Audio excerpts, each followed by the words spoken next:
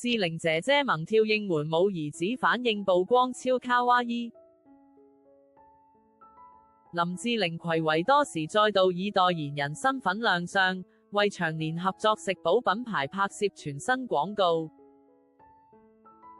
影片中她一連換上多套造型，活潑舞動，展現滿滿活力，被網友盛讚看一次就想跟着跳。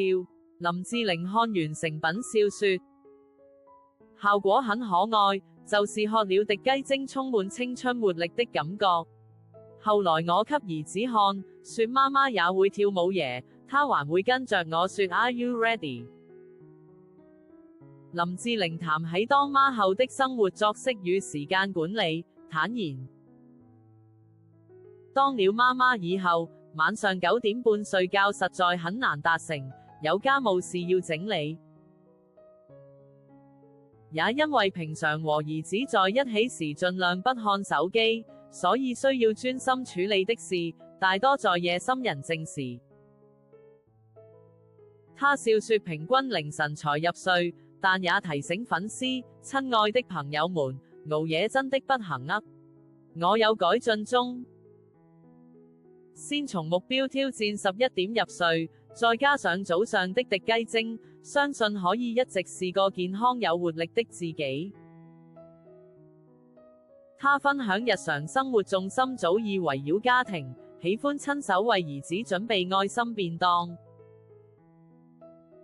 買菜的時候會考慮營養跟美味，心裏裝的全部都是家人，讓每一餐充滿家的幸福味道。林志玲也透露，忙碌生活中最重要的是保持能量與平衡，讓自己在每一個角色間都能鬆容切換。林志玲坦言，當媽媽後常忙到沒時間運動，今年特別許下心願，不要放棄成長，希望每次見到大家的時候，都是很有精神的志玲。他希望透過廣告帶給觀眾滿滿正能量，也提醒大家保持好心情與健康節奏。Are you ready？ 以笑容和行動詮釋他始終如一的溫柔與力量。